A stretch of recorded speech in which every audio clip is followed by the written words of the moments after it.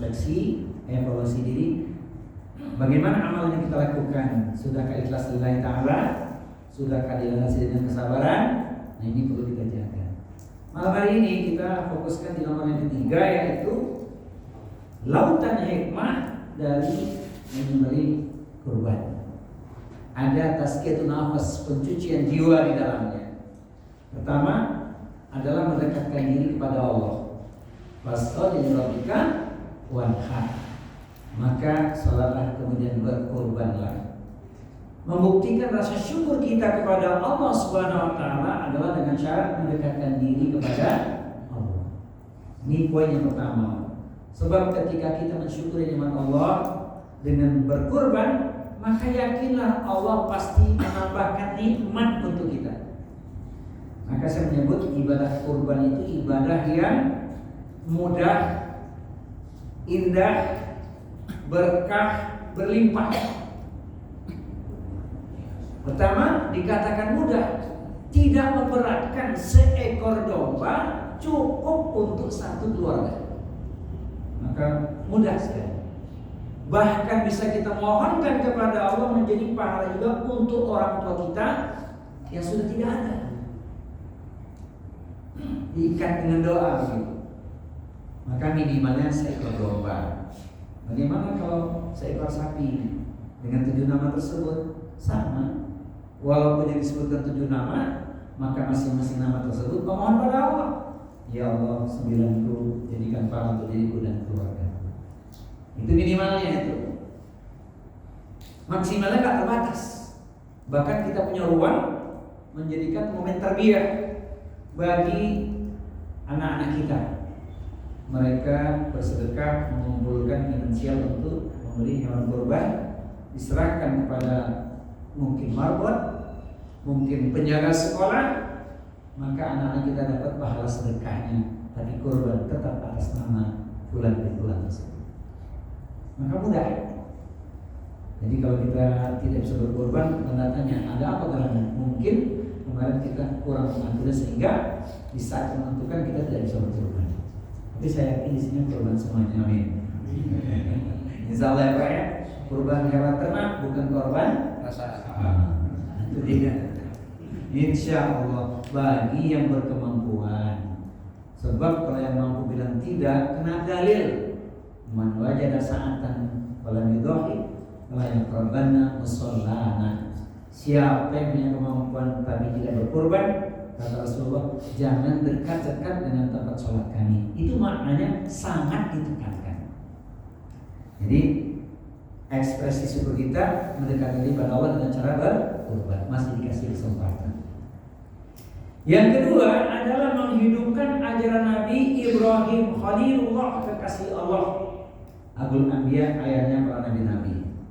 Kalau kita buka dalilnya di Quran surat Al-Mumtahanah surat 60 ayat yang keempat, makin yakin kita bahwa Nabi Ibrahim dan keluarganya juga uswah hasanah.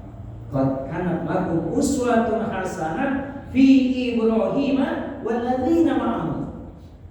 Sungguh pada diri Ibrahim dan keluarganya ada suri teladan yang baik. Maka kita bersolawat yang sempurna, solawat Ibrahimiyah, menghidupkan ajaran Nabi Ibrahim alaihissalam.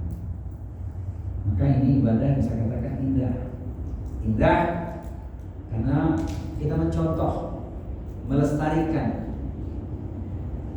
Kemudian dikatakan ibadah ini sebagai ibadah yang berlimpah karena Masya Allah ini syiarnya luar biasa. Sehingga kita merasakan pahalanya itu luas, penerimanya bukan saja muslim, tapi siapapun boleh kita bagi. Sepertiga untuk pengorban, sepertiga untuk hadiah siapapun, sepertiga untuk fakir miskin atau duafa. Maka berlimpah. Ini ibadah kurban kalau disimpulkan mudah, indah, berkah dan berlimpah pahalanya. Kemudian yang ketiga, Masya Allah, kalau kita bicara yang satu ini, ada pesan spiritual yang sangat dalam ketika kita berkorban agar setiap mukmin itu mengingat bagaimanakah kesabaran Nabi Ibrahim dan Ismail alaihissalam yang membuahkan ketaatan kepada Allah. Ini kisah ini sering disampaikan, diingatkan kepada kita. Falamma balagha ma'ahu sa'ya qala ya bunayya inni ara fil manami anni adbauka fanzur madza tara. Qala ya abadi al-matu maru satajiduni insyaallah minas sabirin. Maka ketika Ismail pada usia mulai sanggup berusaha membantu ayahnya bersama Ibrahim alaihissalam, Ibrahim berkata pada beliau, hai anakku, sesungguhnya aku melihat dalam mimpiku atau tidurku bahwa aku menyembelihmu. Maka pikirkanlah apa pendapatmu tentang hal ini. Jadi di khutbah Idul Adha diulang lagi nih Pak biasanya untuk mengingatkan kita bagaimana kesabaran Nabi Ibrahim. Indahnya jawabannya dari Ismail, ya berarti al-mantu marusa tadi insyaallah. Lakukan saja apa yang telah Allah perintahkan kepadamu. Insyaallah engkau akan mendapati aku termasuk orang-orang yang sabar. Jadi kita bicara tentang sabar sudah sering. Keutamaan sabar itu luar biasa, tangga jalan menuju surga. Tentu sabar yang lengkap, sabar dalam ketaatan, sabar menghindarkan diri dari perbuatan maksiat, dan sabar menerima ketentuan Allah Subhanahu wa taala. Jadi kalau kita ingin membandingkan ujian yang kita alami hari ini, tentu sangat jauh dibandingkan para anbiya. Jangankan para anbiya, orang-orang saleh terdahulu pun ujiannya jauh lebih berat dibandingkan apa yang kita alami hari ini. Maka kesabaran itu harus kita jaga. Yang di Al-Quran disebutkan sabar itu luas tak terbatas, sabar itu tak bertepi. Innama yuwaffas sabiruna ajrahum bighairi hisab. Hanya orang-orang yang bersabarlah yang diberikan kepadanya pahala yang luas tanpa batas. Ini ngomong soal sabar Pak, saya rangkumkan kembali. Tangga ke surga memang kita harus sabar. Kalau kita bersabar, insya Allah kita masuk surga dengan orang-orang solih, pasangan hidup, suami istri dan anak keturunan kita. Semoga yang hadir majlis ilmu malam ini semua tergolong jannah. Amin. Masuk surganya dengan siapa Pak? Dengan orang-orang soleh, kan? Masya Allah. Dengan pasangan hidup, anak keturunan kita. Quran surat 13, surat Ar-Ra'd ayatnya 23-24. A'udzu billahi samii'il 'aliim minasyaitonir rajim. Jannatu 'adnin yadkhulunaha wa man salaha min abaihim wa azwajihim wa dzurriyyatihim wal malaikatu yadkhuluna 'alaihim min kulli bab. Salamun 'alaikum bima sabartum fa ni'ma 'uqbad dar. Surga Aden, ia masuk ke dalamnya bersama dengan orang-orang yang soleh. Adalah mereka orang tuanya. Semoga itu orang tua kita, amin. Kalau ingat orang tua kita Pak rasanya kurang, bakti kita pada mereka. Ini kesempatan kita melakukan amal soleh dengan berkurban, insyaallah. Kemudian pasangan hidup, suami istri. Kemudian anak keturunannya. Di setiap pintu surga malaikat mengucapkan kalimat yang menenteramkan jiwa. Kalau bahasa saya kalimat cinta. Selamat sejahtera atas kesabaranmu. Inilah nikmat tak bertepi, tak berkesudahan. Engkau menjadi penduduk surga. Beberapa waktu yang lalu saya sudah menyampaikan pesan ini Pak. Masih hafal nggak kalimatnya Pak? Surga istri itu senang Bu. Masih ingat kalimatnya Pak? Supaya nggak ngantuk nih. Ibu-ibu ingat gak Bu kalimatnya Bu? Menatap awan ke angkasa, sungguh tinggi tidak terkira. Berumah tangga bukan sekedar cinta, namun ingin sehidup sesurga. Hafalnya Bu? Apa? Sudah apa Pak Ustaz? Apa belum? Menatap awan ke angkasa, sungguh tinggi tidak terkira. Berumah tangga bukan sekedar cinta, namun ingin sehidup sesurga. Begitu juga bersahabat kita harus karena Allah Pak, supaya nanti sama-sama di surga, ya kan? Lewat pesan apa? WA kan?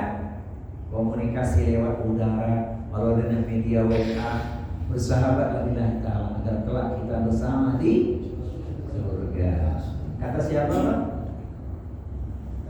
Kata kita lah, kan? Kata Ustaz saja. Jadi yang ketiga, agar setiap mukmin itu mengingat kesabaran Nabi Ibrahim dan Ismail alaihissalam, agar kita semakin taat. Ini sabar yang luas tanpa batasnya. Berarti kalau sabar malam hari ini sampai jam sampai 8:30 ya Pak. 1 jam bermakna insya Allah ya. Jadi tadi ayatnya itu, kisah itu diceritakan di surat As-Saffat ya, ayat nomor 102 ya. Kemudian yang keempat, di antara lautan hikmah bagi 9 kurban, maka menjadikan dosa-dosa kita diampuni oleh Allah. Ada sunahnya Pak, ketika kita beli kurban kita saksikan dulu. Kalau membelinya di sini, tapi kalau membelinya kita kirimkan ke donasi Palestina nggak bisa ya. Insya Allah tetap kita catat darah yang mengalir, bulu-bulu dombanya itu, insya Allah digambarkan dosa kita dihapuskan. Dengan catatan Pak, sembelihan yang bagus, biar gemuk, asal besar, sehat nggak apa-apa, jangan kecil, kurus, sakit pula. Nah, maka ada ukurannya kan, mestinya berkorban yang terbaik.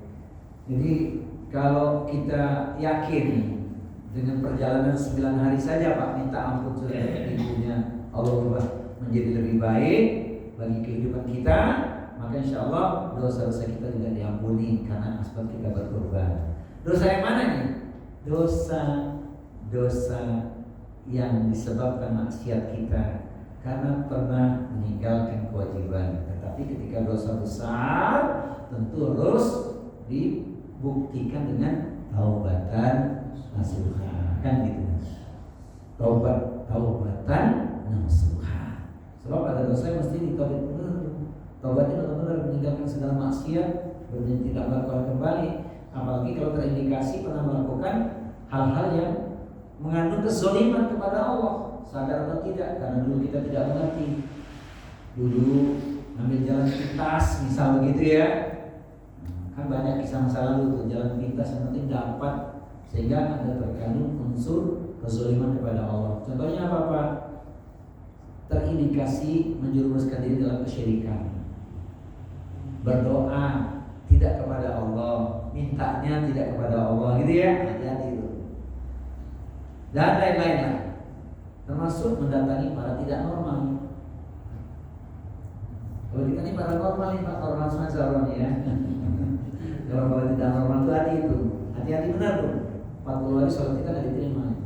Percaya dengan yang dia bilang itu. Beda kalau kita datang ke orang alim, ulama, syekh, masyayikh, habib, ya itu beda posisinya. Jadi kalau datang kepada tidak normal, dikhawatirkan ada amalan-amalan yang menjerumuskan kita. Padahal inna syirka la dzulmun adzim. Syirik itu perbuatan yang kezaliman yang paling besar. Nah, Allah bilang dari ancamannya dahsyat. Innahu may yusyrik billah faqad haramallahu alaihi jannah wa ma'wahu nar wa ma lidzalimin min ansar. Siapapun yang menyekutukan Allah, tempatnya pasti neraka, haram bagi dirinya surga, dan tidak ada seorang pun yang akan mampu untuk menjadi penolongnya. Quran surat Al-Maidah surat yang kelima ayat nomor 72. Kemudian yang kelima, sesungguhnya ibadah kurban itu momennya khusus, maka menjadi lebih baik daripada bersedekah dengan uang atau yang semisal dengan hewan kurban. Sebab di sini memang kaidahnya demikian. Ingin praktis dan bermanfaat, tidak belikan hewan ternak untuk dikurbankan, tapi aku kasih uang gitu. Tidak masuk. Memang kaidahnya sudah kurban.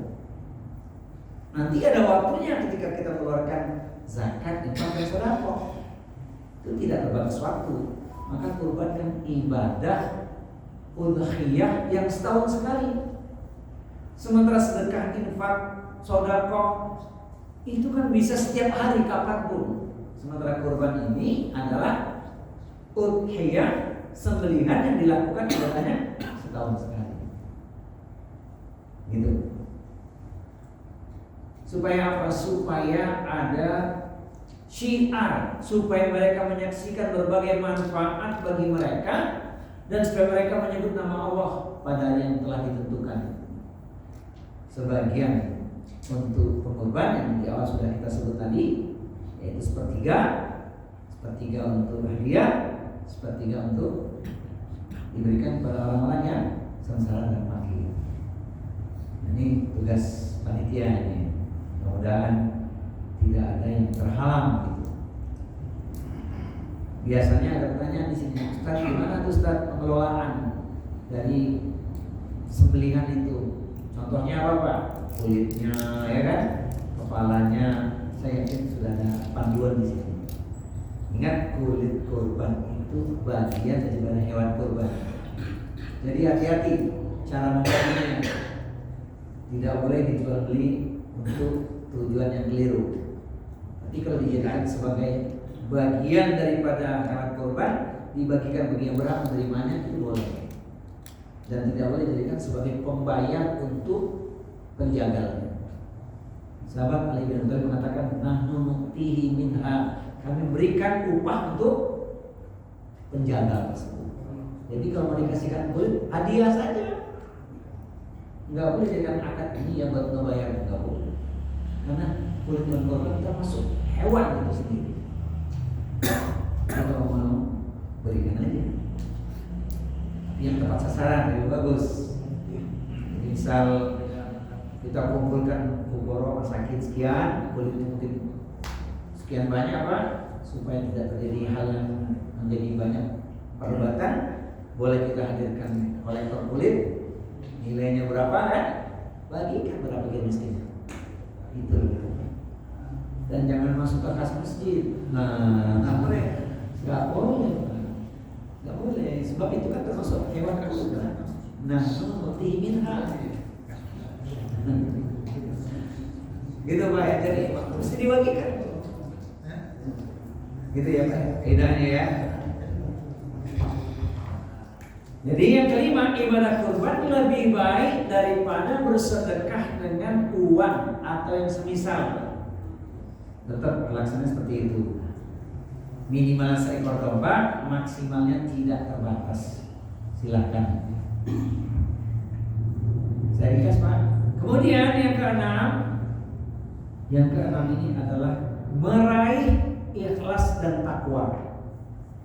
Dalilnya Quran surat Al-Hajj surat yang ke-22 ayat 37. La yanalallahu luhumuha wala dima'uha walakin yanalut taqwa minkum. Daging-daging unta atau darah-darahnya, atau diartikan sapi, diartikan kambing, sekali-kali tidak dapat mencapai keridhaan Allah, tetapi ketakwaan kamulah yang dapat mencapainya. Jadi di sini poinnya, yaitu meraih ikhlas dan takwa. Sebab kita itibar yang sampai bukan darah atau dagingnya. Tapi Bapak ingat nih, mohon maaf, jangan gak makan. Ada perintah Pak. Jadi kita makan Pak. Dalilnya ada di Quran surat Al-Hajj juga. Surat Al-Hajj surat 22 ayat nomor 28. Maka makanlah. Makan Pak. Jangan gak makan. Ustaz, saya dilarang dokter buat makan daging kambing gitu. Bisa menikah nasi daging sapi. Oh iya. Ini syiar ibadah ini. Masya Allah. Jadi jangan gak makan. Asalkan ukurannya tidak berlebihan, ya. Cukup. Ya bani Adam khudhu zinatakum inda kulli masjidin wa kulu washrabu wa la tusrifu innahu la yuhibbul musrifin. Itu dalilnya Quran surat Al-A'raf surat 7 ayatnya nomor 31. Hai anak cucu Adam, pakailah olehmu pakaian yang bagus ketika masuk ke dalam masjid. Alhamdulillah, kan? Tapi lanjutan ayat tersebut, maka makan. Berapa makan apa? Jangan berlebihan. Sesungguhnya Allah tidak suka kepada orang yang berlebihan. Jadi boleh Pak, sunnah makan itu. Masya Allah, berarti ada hikmah di dalamnya. Di dalamnya ada hikmah. Semoga sebab itu ketakwaan kita meningkat. Nah yang ketujuh ini yang menguras inti daripada risalah kurban. Ini poinnya agak panjang karena memang harus dimasukkan di sini, yaitu berkorban adalah motivasi dalam kehidupan. Berkorban adalah motivasi dalam kehidupan. Tidak ada perjuangan tanpa pengorbanan. Tujuannya apa itu? Agar meraih cintanya Allah. Syarat dengan pesan spiritual, pesan emosional itu. Memang hidup ini perjuangan dan pengorbanan. Surga itu diliputi dengan sesuatu yang berat. Apa itu? Syahwat. Ya, neraka diliputi dengan kesenangan. Jadi perjuangan berat itu. Memang harus berkorban kita. Biarlah kita berletih-letih sekarang agar bekal kita cukup menghadap Allah daripada kita berleha-leha kurang bekal. Maka surga diliputi sesuatu yang tidak menyenangkan. Padahal gratis Pak. Al-jannatu fatu bil makarih.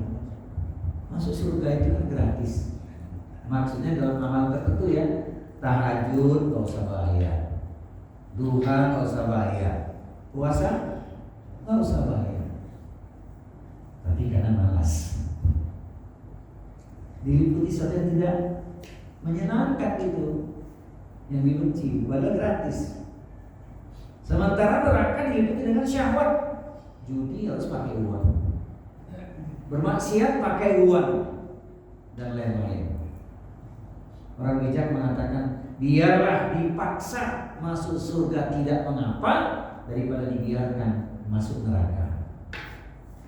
Benar kan? Iya kan? Biarlah dipaksa masuk surga tidak mengapa daripada dibiarkan masuk neraka. Kalau kita lalai habis kita. Maka kalau ketaatan tidak kita paksakan, penyesalan. Ada hal-hal yang harus kita paksakan, lama-lama menjadi kebiasaan. Nah dalilnya supaya kita lebih mencintai dengan syariat tuntunan itu adalah Quran surat Ali Imran. Tidak asing lagi, Quran surat 3 Ali Imran ayat di nomor 31. Qul in kuntum tuhibbuna fattabi'uni yuhibbukumullah wa yaghfir lakum dzunubakum wallahu ghafurur rahim. Katakanlah, jika kalian betul-betul mencintai aku, kata Allah, ittiba'lah, ikutlah Rasulullah Muhammad sallallahu alaihi wasallam. Saya diberikan 2 jaminan untukmu, dicintai Allah dan diampuni oleh Allah.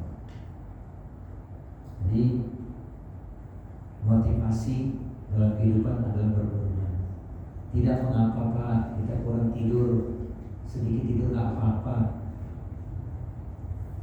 Di penghujung malam tidak mengapa. Asbab doa kita menjadi kebaikan untuk keluarga kita, nggak apa. Ya memang begitu. Jika hari ini kita bisa meraih impian kita, mungkin karena dulu doa orang tua kita. Itu harus kita pikirkan. Maka sekarang kita mengikuti saja apa kebaikan orang tua kita lanjutkan. Semoga itu nanti berimbas pada anak kita. Yang kita buat itu yang kita dapat. Tidak ada kata sia-sia dan tidak ada kata terlambat. Al-jaza min jinsil amal. Balasan itu tergantung dari perjuangannya, pengorbanannya. Makin berat perjuangannya, makin besar jazanya atau pahalanya. Jadi yang ke masjid ini Pak, yang langkahnya paling jauh Pak, pahalanya paling banyak nih Pak. Ada yang jual komplek ini ya Pak? Jalannya putar. Iya. Jadi sampai kalau kita lihat di medsos Pak ya, mohon maaf ya, ini bukan membandingkan, tapi kita tersentuh juga ya. Seorang pemulung bisa berkurban, ya kan? Bisa haji, itu kan tentu hati kita ya. Terlepas bagaimana cara dia memperjuangkan itu Pak, dan ridho Allah juga dapatnya. Tapi kan itu perlu kita jadikan sebagai tanbih, peringatan buat kita kan. Nah itu, mumpung kita mesti dikasih kehidupan. Nah, harapannya kita dapat meraih cintanya Allah. Nah, kalau filosofi berkorban itu betul-betul kita terapkan dalam kehidupan, maka kita akan jadi orang yang zuhud. Zuhud adalah tidak tertipu oleh dunia. Seorang bertanya kepada Rasulullah, "Ya Rasulullah," ini hadis Tirmidzi, "Dullani ala amalin idza ana amiltuhu ahabani Allah wa ahabani nas." Tolong tunjukkan padaku satu amalan yang kalau aku lakukan Allah mencintaiku, manusia juga mencintaiku. Maka Rasul menjawab, "Izhad fid dunya yuhibbuka Allah." Zuhudlah engkau dengan perkara dunia, maka Allah pasti mencintai. Yang kedua, wazhad fima fi aydin nas yuhibbuka. Zuhudlah engkau terhadap apa yang ada dalam genggaman manusia atau di tangan manusia, maka manusia pasti mencintai. Karena siap berkorban. Jadi dalam ya, tidak tertipu oleh dunia. Ustaz, kalau gitu nggak boleh kaya dong. Siapa bilang? Boleh.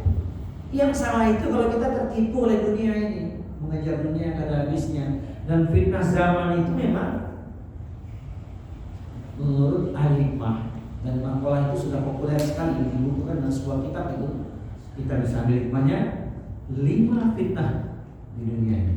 Yang pertama dikatakan dalam makalah tersebut, saya di zaman yuhibuna khamsan wa yansawna khamsan. Zaman itu akan tiba ketika manusia pertama lebih cinta kepada 5 perkara, lupa kepada yang 5. Pertama, yuhibuna dunia wa yansawna akhirat. Mereka lebih cinta dengan dunia, lupa dengan akhirat. Ini kalau ngejar dunia kan gak ada habisnya Pak. Pergi pagi, pulang petang, penghasilan yang dicari yang pas-pasan sebenarnya nggak ada cukupnya. Hati-hati. Kalau sudah ngomongin dunia kan, segala apapun yang terlihat oleh kita, di antara langit dan bumi kan dunia. Maka ayatnya jelas tuh, bahwa hayat dunia illa mata'ul ghurur. Dunia itu yang melalaikan, maka jangan tertipu. Bukan gak boleh kaya Pak, boleh kaya Pak. Dengan kekayaan digunakan di jalan Allah, ya dunia barunya ya disufla, tangan di atas lebih baik dibandingkan tangan di bawah. Ini fitnah zaman yang pertama ini, yuhibbuna dunya wa yansawna akhirah. Yang kedua lebih spesifik lagi nih, fakta, yuhibbuna mal wa yansawna hisab. Mereka lebih cinta dengan menumpuk harta, lupa untuk memperhitungkannya. Merasa ini semua ikhtiarnya. Urusan apa? Ini kerja keras aku ini. Nggak ada ceritanya. Padahal ada panduannya kan. Innama amwalukum wa auladukum fitnah wallahu indahu ajrun azim. Sesungguhnya di dalam hartamu dan anak-anakmu merupakan cobaan. Di sisi Allah ganjarannya besar. Sibuk menumpuk harta, lupa memperhitungkannya.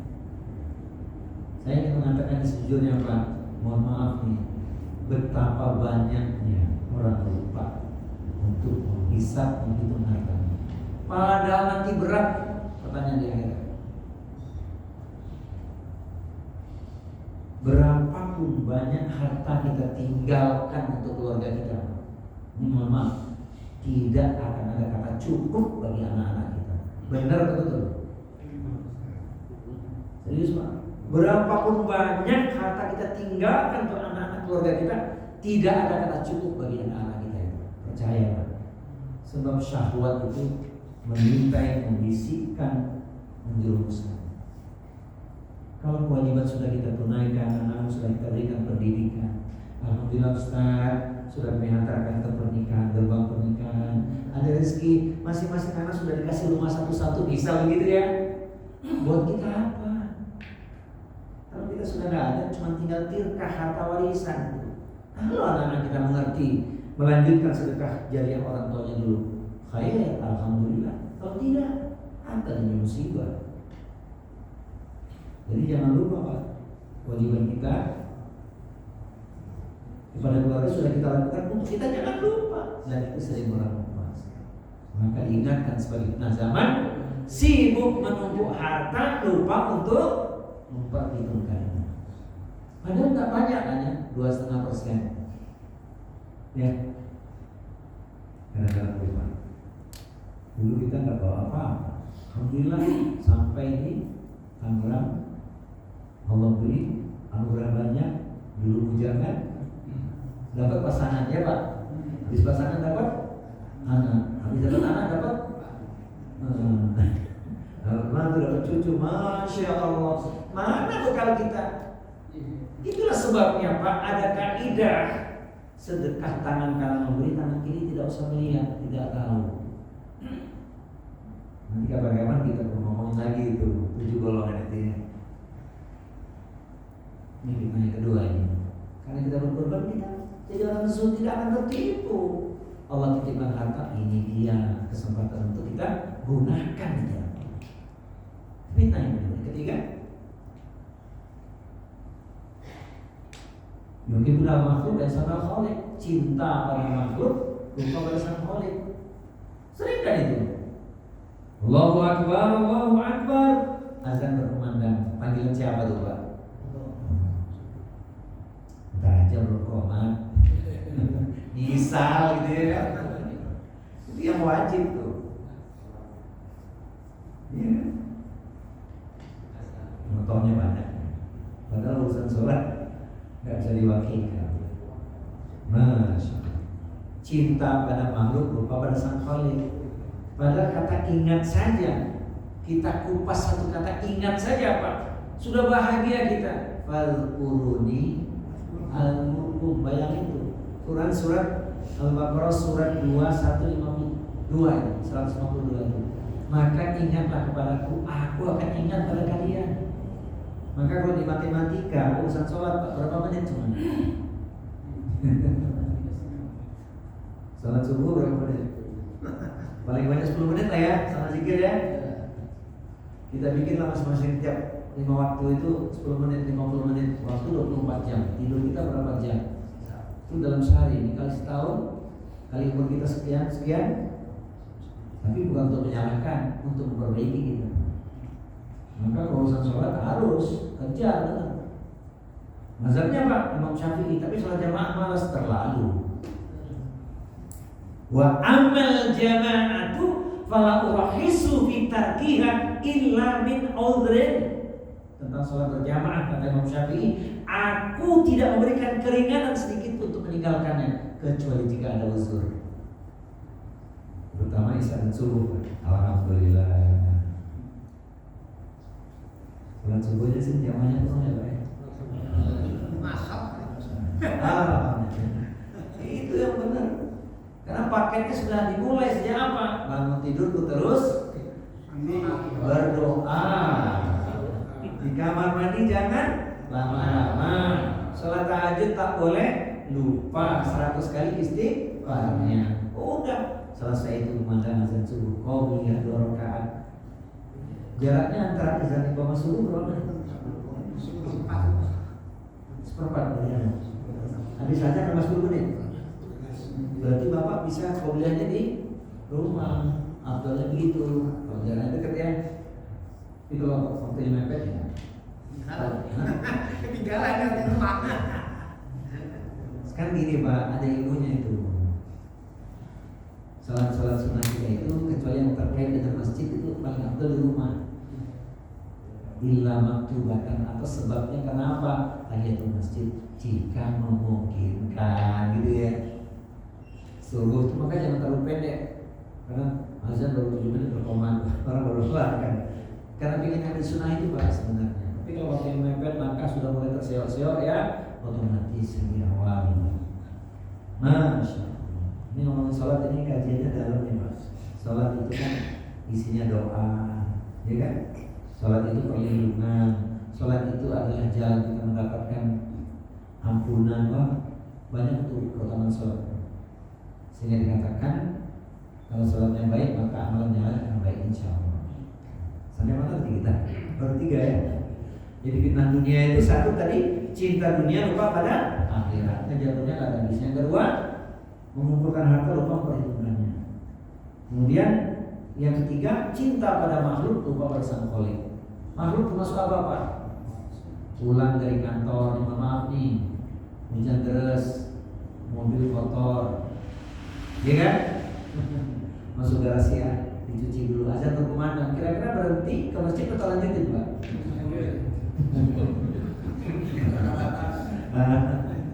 Itu termasuk itu Pak.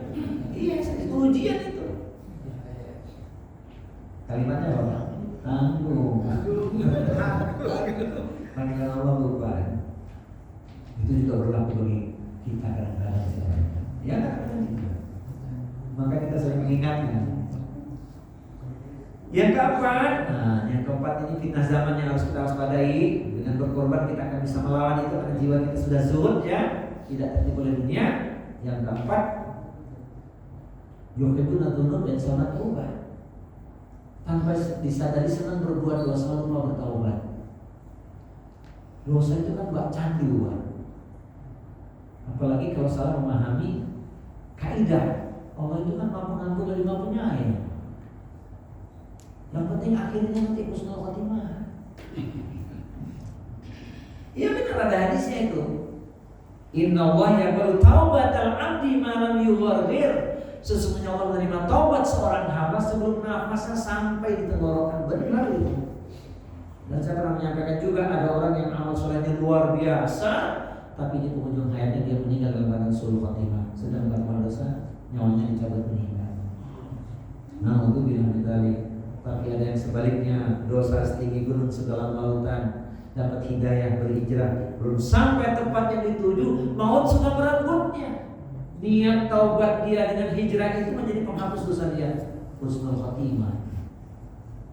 Itu sebagai ibrah buat kita. Maka hati-hati. Yang paling penting istiqomah. Walaupun tadi kalimatnya kalau diringkas, ada orang yang awalnya baik akhirnya buruk, ada orang yang awalnya buruk akhirnya baik. Pilih mana Pak?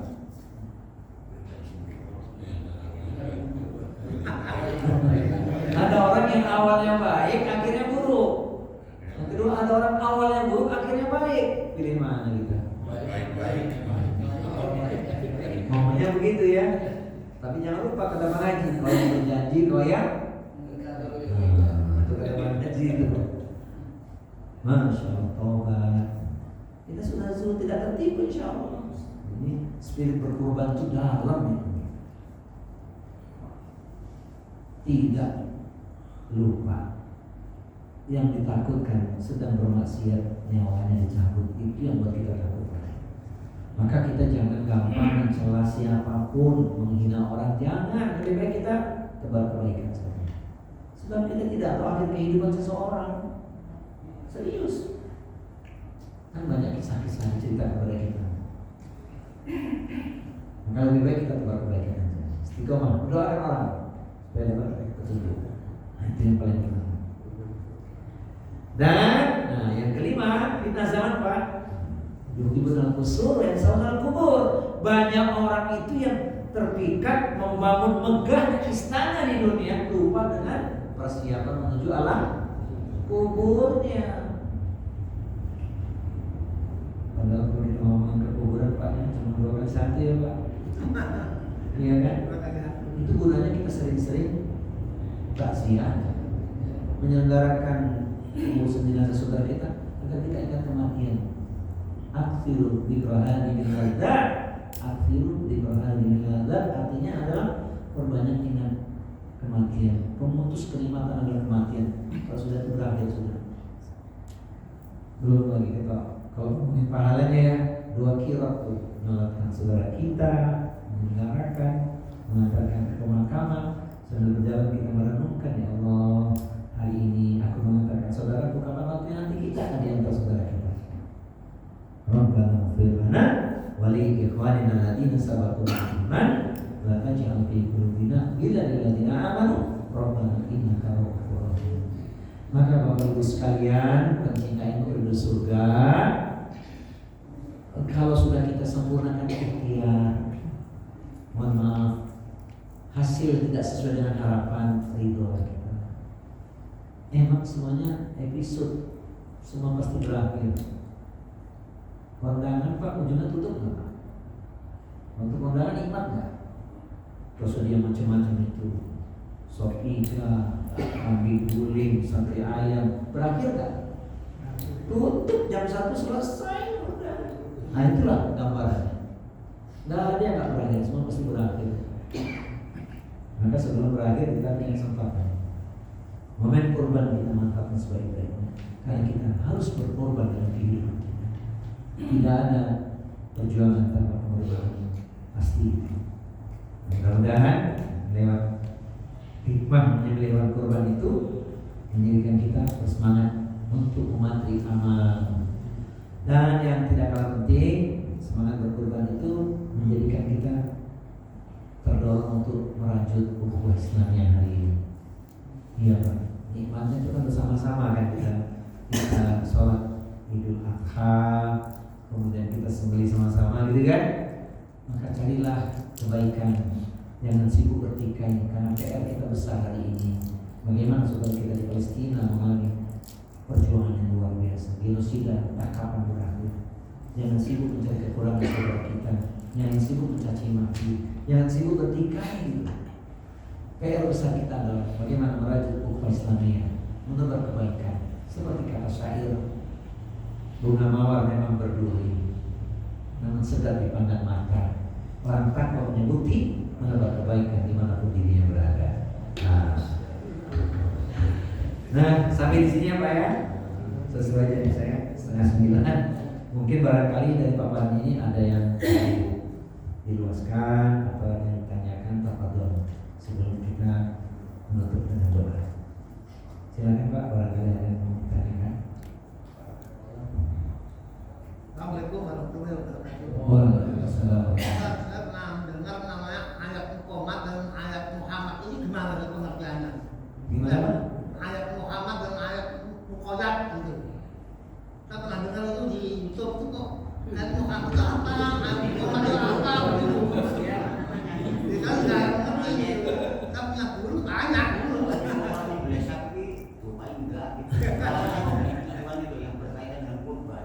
Pak, kalau muqayyad itu terikat, lawanannya ghairu muqayyad. Sesuatu yang terikat itu sudah panduannya begitu. Nah, dikaitkan dengan kurban ini ada lapas-lapas dikatakan muqayyad. Contohnya takbirannya. Takbirannya itu sebenarnya kan sejak tanggal 1 sampai tanggal 10 itu takbirnya ghairu muqayyad. Banyak kita baca kalimat thayyibah. Subhanallah, alhamdulillah, la ilaha illallah, Allahu akbar, itu ya. Itu namanya ghairu muqayyad. Kapan pun boleh kita banyak membaca kalimat thayyibah. Kalau muqayyad terikat, ya seperti itu lapasnya. Lapasnya apa? Allahu akbar, Allahu akbar, Allahu akbar. La ilaha illallah, wallahu akbar, Allahu akbar, walillahi hamd. Itu muqayyad terikat, dan itu momennya adalah malam takbiran sampai dengan tanggal 13 pada asar. Itu sebenarnya kan mengandung pesan yang penting buat kita Pak. Tanggal 10, mohon maaf nih, tanggal 10 Zulhijjah kita belum mampu berkorban karena harga hewan masih tinggi. Kalau kasih rezeki Pak tanggal 11-nya, boleh tanggal 11 juga. Harga hewan ternak sudah turun. Tanggal 11 belum mampu, Ustaz, belum cukup. Tanggal 12 sudah turun lagi. Ya kan? Belum cukup juga tanggal 13, habis kambingnya Pak.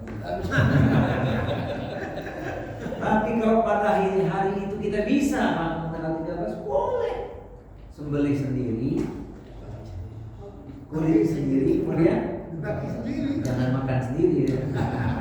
Tetap dibagi. Itu boleh. Memang luar biasa Pak. Jadi memberi ruang bagi kita itu. Yang penting jangan salah niat. Nanti aja pedagang mah tanggal 12 sudah murah. Nah,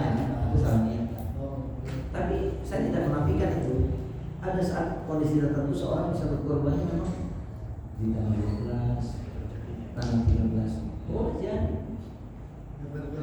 pulang tekanannya. bukan karena salah niat. Maka di awal saya katakan ibadah kurban ini ibadah yang mudah. Tapi mohon maaf, kita tidak boleh merendahkan siapapun karena masing-masing orang punya kebutuhan ya. Tapi kalau kita mau jujur, artinya kita bisa ancang-ancang itu. Mudah-mudahan entah dari mana jalannya ya, apa dari anak kita misalkan punya kemampuan, kan cukup 1 ekor domba untuk 1 keluarga. Itu caranya. Boleh. Dan tidak harus tiap tahun 1 nama 1 nama. Coba apa enggak berat Pak? Suami istrinya 3 misal. Istrinya 3, masing-masing istri punya anak 5, berarti kan 15. Biangnya 3, 18. Suami 119. Kalau tiap tahun 1 nama untuk dikorbankan ya Pak, anak 15 kapan dapat pahalanya? Ya serius. Jadi ini ibadahnya benar-benar mudah, indah, berkah dan berlimpah. Syiar luar biasa. Masya Allah. Ada nilai-nilai keteladanan yang harus kita kedepankan. Semangat berkorban. Iya Pak, serius, nggak ada Pak kemerdekaan tanpa pengorbanan itu. Kita sebagai orang tua ya harus kita, ya biarlah kita berletih-letih, berkeringat, meneteskan air mata, mengatur pintu lagi kalau nggak apa-apa Pak. Demi kebaikan diri dan keluarga kita, juga termasuk ke negeri kita baik. Semangat. Jadi Pak, mukoyat dan goir mukoyat, terikat dan tidak terikat. Yang tidak terikat itu diantara apa 5? Istighfar. Apa aja kita boleh. Bahkan disebutkan di ayat itu banyak-banyak minta ampun. Banyak-banyak minta ampun pada Allah. Yang nggak boleh kan cuma di kamar mandi aja. Istighfar yang banyak. Kalau Rasulullahnya 100 kali maksum, bagaimana dengan kita kan? Isi lidah kita dengan banyak minta ampun kepada Allah. Itu dia. Wa man ya'mal su'an aw yadhlim nafsahu tsumma yastaghfirillah yajidillahu ghafurur rahim. Dan barang siapa yang melakukan perbuatan dosa dan kemudian dia minta ampun kepada Allah, saya dia mendapat Allah pengampun dan penyayang. Istighfar yang banyak. Istighfar membuat kita jadi sadar kita banyak dosa, banyak kekurangan dari sini. Demikian Pak. Allahumma alam bisa. Masih ada Pak? Assalamualaikum warahmatullahi wabarakatuh Pak. Waalaikumsalam. Kalau punya pingin cuma boleh ngutang dulu bisa nggak Pak? Pingin korban tapi dengan cara ngutang dong ya. Pertama begini Pak, kita lihat situasi dan kondisi. Kira-kira ada kemampuan kita membayar nggak Pak? Dulu. Nah, ini dulu Pak, ini jawabannya bersayap nih. Jawabannya bersayap. 1, ukurannya masing-masing. Ngutang itu benar-benar full ngutang atau kurang sedikit kan gitu? Ya Kurang sedikit ya kan? Ngutang sama kepada KM. Mas, bukan nggak boleh, tapi kita ingat saja pesan Al-Quran, la yukallifullahu nafsan illa wus'aha. Allah tidak memberikan beban kecuali sebatas kemampuan hambanya. Nggak usah memaksakan diri. Kalau memang nggak mau, nggak usah memaksakan diri. Iya. Tapi itu bisa didiskusikan. Bisa didiskusikan dengan keluarga. Gimana kira-kira ya? Karena apa Pak? Saya mau kasih rahasia satu. Qurannya surat nomor 34. Surat Saba ayat di nomor 39. Wa ma anfaqtum min syai'in fa huwa yukhlifuhu wa huwa khairur raziqin. Apapun yang kau infakkan, Allah pasti menggantinya. Dan dialah Allah sebagai pemberi rezeki. Yakin enggak? Yakin enggak? Harus yakin itu Pak. Karena kita sudah merasakan. Merasakannya gimana Pak? Dalam keadaan kita pusing 7 keliling, ya kan? Sudah dalam keadaan genting, tidak sampai terpelanting karena ada zat yang maha penting. Dalam keadaan sulit, terlilit, terhimpit, sakit Pak, terprosok ke dalam parit, tidak menjerit, bisa bangkit last minute, ada pertolongan. Pernah ngalamin nggak Pak? Sering. Pernah nggak? Iya. Karena kita pernah mengukir takwa dalam amalan itu di antara infak kita. Yakin? Harus yakin Pak. Tergantung Bibi. Aku tergantung sakan hambaku. Nah ukurannya di sini Pak, yakin itu Pak. Jangan memaksakan diri. Ini bobotnya tidak seperti haji Pak. Ya, walillah masih gitu berarti mustahil sabila. Kurban itu ibadah yang mudah. Jadi jawabannya gimana Pak? Nah, ada di hati kita. Kalau kita memang nggak mampu jangan paksakan. Bikin tekad Pak. Tahun depan insya Allah berkurban. Insya Allah. Kalau kita ngomongin umur kan, kita tak pernah tahu yang terjadi sepagi apa. Demikian ya Pak. Insya Allah rentang waktu yang tersisa Allah beri rezeki dalam hal yang tidak disangka-sangka. Berdoa mohon kepada Allah. Gak usah jual motor Pak, mau jual motor. Jangan, itu kan alat kita. Ya udah mohon sama Allah. Kalau kita kurang istighfar ya kan, gitu Pak. Insya Allah niat kita telah dicatat. Innamal a'malu yang penting kan motonya apa Pak? Kul inna sholati wa nusuki wa mahyaya wa mamati lillahi rabbil alamin. Itu aja Pak. Katakan sesungguhnya sholatku, ibadahku, sembelihanku besok ini. Hidup dan matiku semua persembahkan untuk Allah Rabb semesta alam. Insyaallah Pak, kurban ibadah yang mudah, indah, berkah, berlimpah insyaallah. Sudah cukup ya? Baik Bapak Ibu sekalian, dulu sudah bubar ya Bapak Ibu. Insyaallah sudah dapat poin-poinnya. Jadi kita tutup doa ya. Karena kita di majelis ilmu Bapak Ibu sekalian, malaikat mengaminkan doa kita. Kita mohon kepada Allah jangan tinggalkan majelis ilmu kecuali kita memohon kepada Allah. Inna Allaha wa malaikatahu yusholluna 'alan nabi ya ayyuhalladzina amanu shallu 'alaihi wa sallimu taslima. A'udzu billahi samii'il 'aliim minasyaitonir rajim. Bismillahirrahmanirrahim. Alhamdulillahirabbil alamin arrahmanir rahim maliki yaumiddin. Iyyaka na'budu wa iyyaka nasta'in ihdinas siratal mustaqim siratal ladzina an'amta 'alaihim ghairil maghdubi 'alaihim waladdallin. Amin. Alhamdulillahirabbil alamin hamdan syakiran hamdan na'iman hamdan ni'amahu yukafi'u mazidah. Ya Rabbana lakal hamdu wa lakal syukru kama yanbaghi li jalali wajhikal karim wa 'azimi sultanik. Allahumma ighfir lil muslimina wal muslimat wal mu'minina wal mu'minat al ahya'i minhum wal amwat innaka samii'un qaribun mujibud da'wat wa ya qadiyal hajat. Rabbana ighfir lana wa li walidina warhamhum kama rabbawna shighara. Ya hayyu ya qayyum rahmatika nastaghithu nas'aluka 'afwa wal 'afiyah fid dunya wal akhirah. Nas'aluka al-huda wat tuqa wal 'afafa wal ghina. Rabbi anzil munzalan mubarakan wa anta khairul munzilin.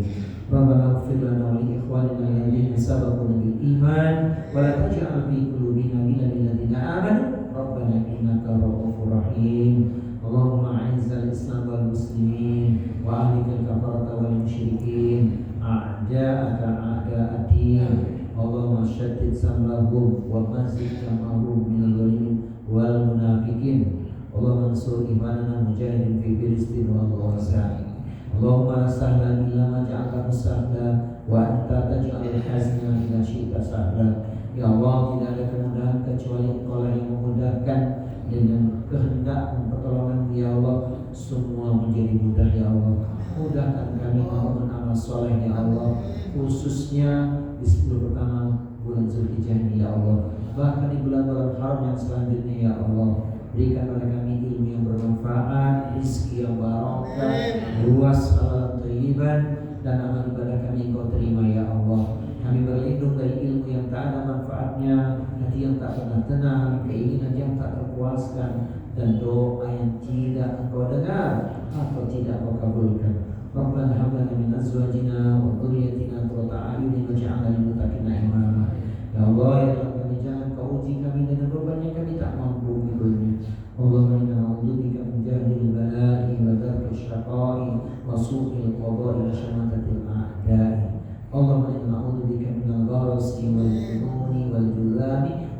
sayyidul asqami. Ya Allah ya Tuhan kami, kuatkanlah tauhid kami menghadapi fitnah zaman ini ya Allah. Rabbana la tuzigh qulubana ba'da idh hadaitana wa hab lana min ladunka rahmah innaka antal wahhab. Ya Allah ya Tuhan kami, ada di antara jamaah kami, kerabat kami, bahkan di antara kami ya Allah kurang sehat, sembuhkan saudara kami yang ada penyakitnya ya Allah. Berilah kami kesehatan jasmani dan rohani ya Allah. Sehat kami untuk menghambakan diri kepada-Mu ya Allah. Sehat kami untuk beribadah kepada-Mu ya Allah, agar kami bisa menegakkan punggung kami ya Allah, mengisi malam-malam kami dengan tahajud, istighfar, mohon ampun padamu ya Allah. Ya Rabb ya Tuhan kami, kabulkan doa terindah kami ya Allah. Allahumma inna nas'aluka husnal khotimah. Ya Allah kami mohon husnul khotimah. Allahumma rzuqna taubatan nasuha qabla al-maut. Ya Allah ya Tuhan kami, berilah kami rezeki taubat nasuha sebelum kematian menimpa kami ya Allah. Allahumma ya muqallibal qulub tsabbit qulubana ala dinik wa ala ta'atik. Ya Rabb ya Tuhan kami, Engkau yang membolak-balikkan hati kami ya Allah, tetapkan hati kami kepada agama-Mu ya Allah. Rabbana taqabbal minna innaka antas samiul alim wa tub 'alaina innaka antat tawwabur rahim. Ya Hayyu ya Qayyum birahmatika nastaghits. Ya ayyuhan nafsul mutmainnah irji'i ila rabbiki radiyatan mardiyah wadkhuli fi ibadi wadkhuli jannati. Wahai jiwa yang tenang, kembalilah pada Rabb Tuhanmu dengan ampunan dan keredaan. Masuklah ke dalam barisanku dan masuklah ke dalam surgaku. Rabbana atina fid dunya hasanah wa fil akhirati hasanah wa qina adzabannar. Sallallahu ala nabiyyina wa sayyidina Muhammadin sallallahu alaihi wa alihi wasallam. Subhana rabbika rabbil izzati amma yasifun. Wassalamu ala mursalin walhamdulillahi rabbil alamin. Aku kami hadza wa aku minkum wa ma uridu islam astagfirullah. Subhanaka Allahumma wa bihamdika asyhadu an la ilaha illa anta astaghfiruka wa